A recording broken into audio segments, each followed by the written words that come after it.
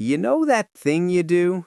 You're in the shower or driving to work, and suddenly you're replaying an argument from last week, but this time you have the perfect comeback. You're crafting the exact words you'll use in a difficult conversation that hasn't even happened yet. You might even be imagining a life where you're a celebrated author, a world-saving hero, or simply someone who said the right thing at the right time. You construct entire worlds, complete with dialogue, scenery, and emotional weight. It feels so real, so vivid, that coming back to reality can feel like waking from a dream. You spend hours inside your own head, living out these detailed, imaginary scenarios. If this sounds familiar, you might have asked yourself if you're the only one who does this. I'm here to tell you that you are not alone. Millions of people, probably billions, share this exact same rich inner world. This behavior is a fundamental part of the human experience. But have you ever stopped in the middle of one of these mental movies and asked yourself a deeper question? Why? Why does your brain instinctively create these fake scenarios? What is it actually doing when you get lost in these daydreams? And most importantly, when does this powerful ability cross the line from a creative gift into a harmful habit? The answers are more fascinating than you might think. If you do this, you're not broken. You're human. This intricate world building in your mind can feel incredibly creative and fun. It's a private theater where you are the writer, director, and star. Yet, for many, it can also feel a little concerning, like a habit that's taking up too much time or mental energy. You might worry it's a form of overthinking, a symptom of anxiety, or just a plain unproductive waste of time. But what if I told you this isn't some weird quirk you need to fix? What if it's a fundamental feature of the human brain, a sophisticated tool that has been fine-tuned over millions of years? In this video, we are going to explore the deep psychology of why you imagine fake scenarios. We're going to peel back the layers on this incredibly common yet rarely discussed human behavior.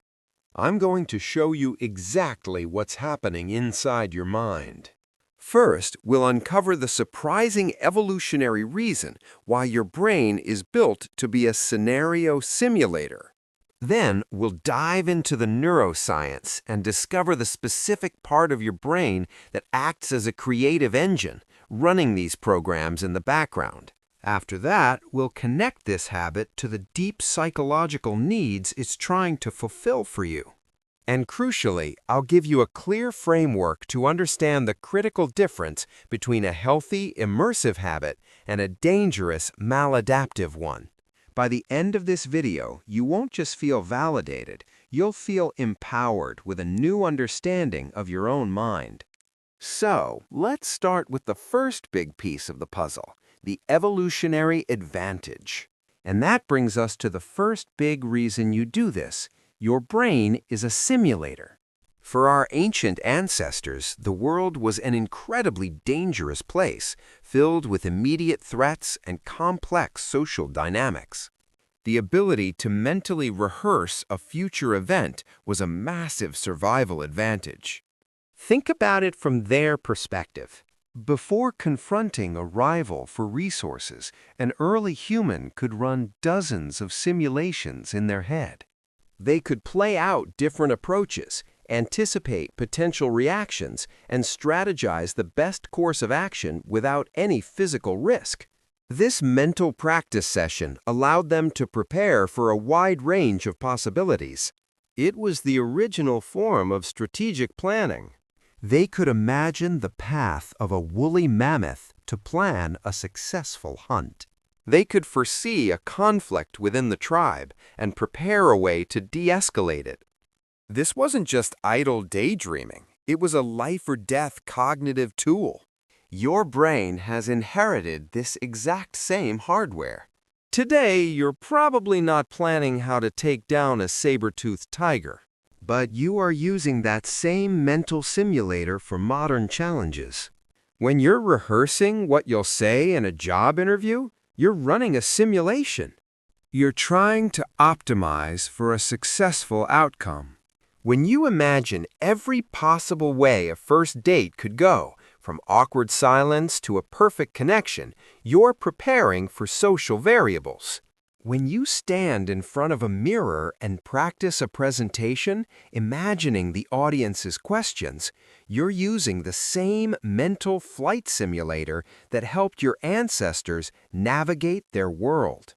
It's a flight simulator for social situations. It allows you to crash and burn in the safety of your own mind, so you have a better chance of soaring in reality. Every time you replay a past conversation, you're not just ruminating. Your brain is running a diagnostic. It's asking what went wrong, what went right, and how the data can be used to improve future performance. This process is so deeply ingrained that we do it automatically, without even realizing we are engaging a powerful evolutionary survival mechanism. It's not a bug or a glitch in your system. It's a core feature designed to help you anticipate, prepare for, and navigate the complexities of your social world. So the next time you catch yourself rehearsing a future conversation, recognize it for what it is. It's your brain running its ancient, powerful simulation software. It's trying to help you win. This process of mental rehearsal is fundamental to our success as a species. Our ability to live in realities that don't exist yet is precisely what allows us to create better ones. We can build bridges because someone first imagined crossing a river. We can go to space because people simulated the journey for decades. And you can ace that job interview because you've already lived it 100 times in your head. This evolutionary gift is the foundation of our creativity and foresight. It's the first major reason behind your rich inner world. This simulation process helps us learn from the past and project into the future. That's the ancient why. But what's happening in your brain right now in the 21st century? The machinery behind this is even more fascinating. What part of your mind is the master of these simulations? To understand what's physically happening when you're lost in a daydream, we need to look at the neuroscience.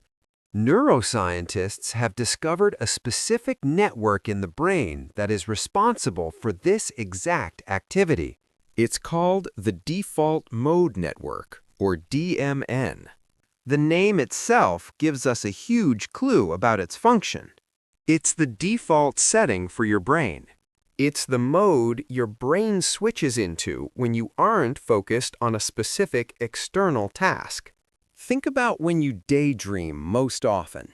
It's usually when you're doing something that doesn't require your full attention, like showering, walking, or doing the dishes.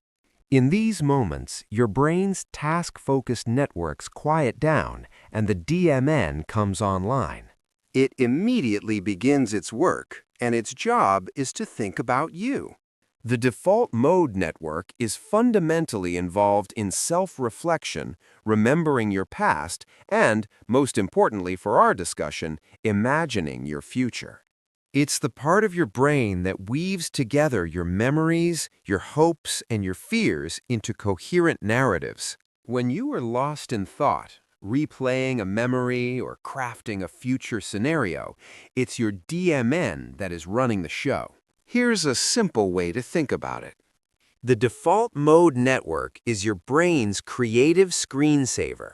When you're actively using the computer, typing an email, or watching a video, the screensaver is off. But the moment you step away and the computer goes idle, this beautiful, complex, and sometimes chaotic program automatically starts running. Your DMN is that screensaver. It's a creative writer who is always working in the background of your mind.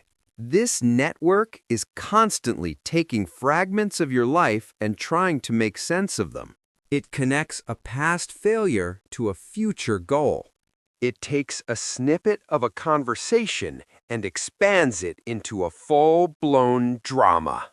This is why your daydreams can feel so rich and autobiographical. They are being constructed by the very part of your brain that is responsible for your sense of self. Research suggests that a highly active DMN is linked to creativity and problem solving. It's in this default mode that we often have our aha moments, connecting disparate ideas in novel ways. So this isn't just random noise. It's your mind's built-in incubator for ideas and self-discovery. The existence of the DMN validates this entire experience on a biological level. It confirms that your brain is literally wired to wander, to reflect, and to imagine. Having these fake scenarios play out isn't a sign of a distracted mind, but evidence of a healthy, active default mode network doing exactly what it evolved to do. It's a constant, flowing river of thought that helps define who you are. But knowing what it is isn't enough. We need to know how to use it. How can we tell if our screensaver is running a useful program that's helping us or a virus that's slowing us down? We'll get to that in a moment. Because first, we need to understand the powerful emotional drivers behind it. Okay, that's the brain science. But let's be real, it doesn't feel like a default mode network. It feels like a need.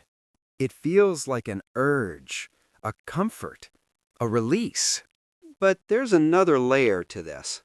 Let's talk about the raw, human feelings that are driving you to create these worlds in the first place. Your habit of imagining scenarios isn't just a brain function.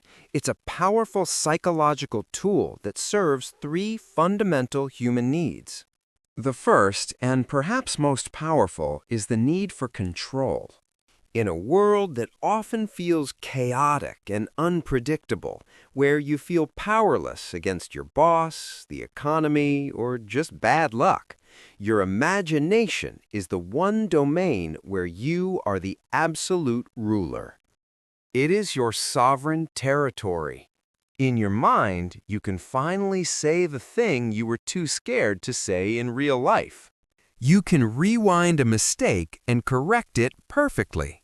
You can build a world where you are strong, respected, and in complete command. When you imagine telling off your boss and quitting in a blaze of glory, you are giving yourself a dose of control and agency that you might be lacking in your actual work life. It's a way to reclaim a sense of power, even if it's only temporary and fictional. The second psychological need it serves is escapism. Life can be stressful, boring, or painful. Your imagination offers a temporary, safe, and free escape hatch. It's a mental vacation from the demands of reality. When you're stuck in traffic, you can transport yourself to a Tuscan villa. When you're facing a pile of bills, you can immerse yourself in a fantasy world where money doesn't exist. This isn't necessarily avoidance, it's a coping mechanism. It provides a crucial mental break, a moment of respite that can help you recharge your batteries so you can face reality again with renewed energy. This form of escape allows you to decompress without any negative real-world consequences.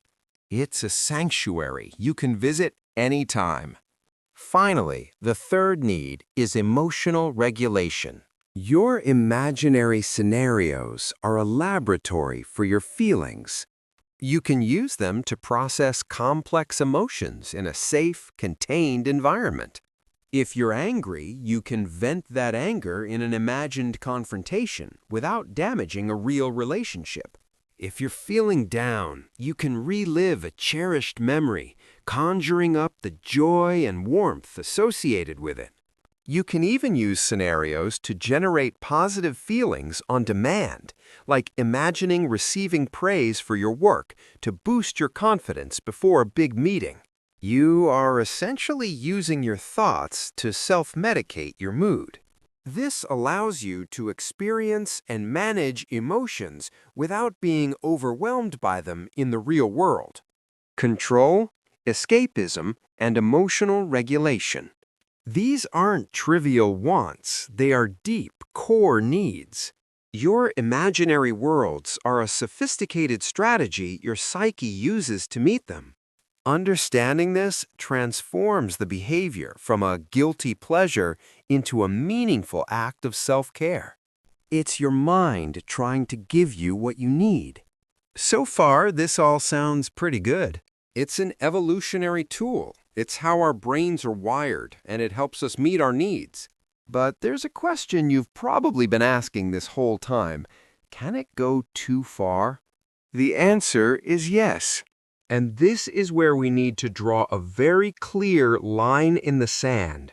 This is the distinction between what psychologists call immersive daydreaming and the much more serious condition of maladaptive daydreaming. Immersive daydreaming is what we've mostly been talking about. It's when you have a vivid, rich, and detailed fantasy life, but you are in complete control. You enjoy it, it can inspire creativity, and you can easily snap out of it to engage with the real world when you need to. A writer who uses their daydreams to flesh out characters and plot lines is an immersive daydreamer. Their inner world serves their outer world. It's a resource. They can turn it on and off like a faucet. They get lost in thought, but they are never truly lost from reality. Maladaptive daydreaming, on the other hand, is a different beast entirely. It's a proposed psychiatric condition where daydreaming becomes a compulsive, addictive behavior that replaces real-life interaction and interferes with normal functioning. It's no longer a tool, it's a trap. It often starts as a coping mechanism, perhaps in response to trauma, abuse, or profound loneliness, but it spirals out of control. Someone with maladaptive daydreaming doesn't just enjoy their inner world, they need it. They might spend 6, 8, even 10 hours a day lost in their scenarios, to the point where they neglect their job, their health, and their relationships. The pull of their imaginary world is more compelling than anything reality has to offer. So here is the most important takeaway of this entire video. This is the critical distinction. Healthy daydreaming enhances your life. Maladaptive daydreaming replaces it. Immersive daydreaming adds color, creativity, and relief to your reality. Maladaptive daydreaming becomes your reality, and the real world fades to gray. So, how do you know which side of the line you're on? Here are some warning signs of maladaptive daydreaming. First, the daydreams are intensely compulsive and you feel a craving for them. Second, they are often triggered by real-world events, but as a way to escape them entirely. Third, you experience significant distress when you're interrupted or can't daydream. Fourth, you might find yourself whispering, acting out facial expressions, or making repetitive movements while you're in a daydream. And finally, the most important sign is that it causes clinically significant distress or impairment in your social, occupational, or other important areas of functioning. You can't hold a job because you'd rather stay home and live in your imaginary world. If this sounds like you, it's not a personal failing, but it is a sign that you may need to seek support from a mental health professional. For the vast majority of us, however, our habit is firmly in the immersive, healthy camp. But being aware of this distinction is the key to keeping it that way. And by the way, if you're the kind of person who loves understanding how your mind works and gaining this kind of clarity, consider subscribing. We post videos just like this every week, diving deep into the psychology of everyday life. Your support helps us keep making them. Now, let's make this practical. So, how do we take all of this and make it useful? How can you, right now, assess your own habit? I want to give you a simple tool called the 3-question check-in. This is your personal guide to know if your daydreaming is helping or hurting. You don't need to stop daydreaming, you just need to stay aware. So the next time you emerge from a long session in your head, ask yourself these 3 things. Question 1 is about control. Ask yourself, am I in charge of my daydreams or are they in charge of me? Can you choose to stop when you need to focus on work or a conversation? Or do you find your mind being pulled back into a scenario against your will, like a magnet? Healthy daydreaming feels like choosing to watch a movie. Maladaptive daydreaming feels like being strapped to the chair with your eyes forced open. Question 2 is about impact. Does this positively or negatively affect my real-life goals and relationships? Are your daydreams giving you creative ideas for your job, or are they making you miss deadlines? Are they helping you practice a tough conversation with a partner, or are you replacing real connection with a fantasy one? Be honest about whether your inner world is a supplement to your real life or a substitute for it. And question 3 is about emotion. Do I generally feel better or worse after a session of daydreaming? Do you emerge feeling refreshed, inspired, or relieved? Or do you feel a sense of guilt, shame, or a painful contrast between your fantasy and your reality? A healthy escape should feel like coming back from a good vacation. An unhealthy one can feel like a hangover. Control, impact, and emotion. By regularly asking yourself these 3 questions, you can ensure your powerful imagination remains one of your greatest assets, not a liability. So we've learned that your habit of imagining fake scenarios is not so fake after all. It's a deeply real and powerful part of you. It's an evolutionary tool that's been passed down for millennia, your own personal social simulator. It's a biological function of your brain's default mode network, its creative engine for self-reflection and future planning. And it's a psychological strategy for meeting your fundamental needs for control, escape, and emotional balance. We've also drawn that critical line between healthy immersion and harmful maladaptation. This gives you the power to understand and manage your inner world with confidence. So let's go back to that moment in the shower, replaying that argument for the 10th time.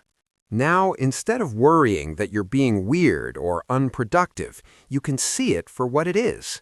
It's your brain's simulator trying to learn. It's your DMN doing its job. It's your psyche trying to process an emotion. This understanding changes everything. The next time you find yourself drifting off into one of those mental movies, don't judge it. Get curious. Ask yourself what need that scenario is trying to meet. Your imagination isn't a distraction, it's a simulator. In fact, it's one of the most powerful tools you have.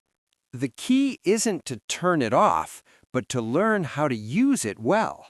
The key is to remain the director of your own mind, not just a passive audience member. You are the one in control. Now I want to hear from you. Based on what we've discussed, do you see yourself as more of an immersive daydreamer, using it as a tool? Or have you ever felt it stray into maladaptive territory? Share your experience in the comments. It's powerful to know we're not alone. And if you enjoyed this exploration into the mind, please subscribe and turn on notifications for more videos on the psychology of everyday life. Thanks for watching.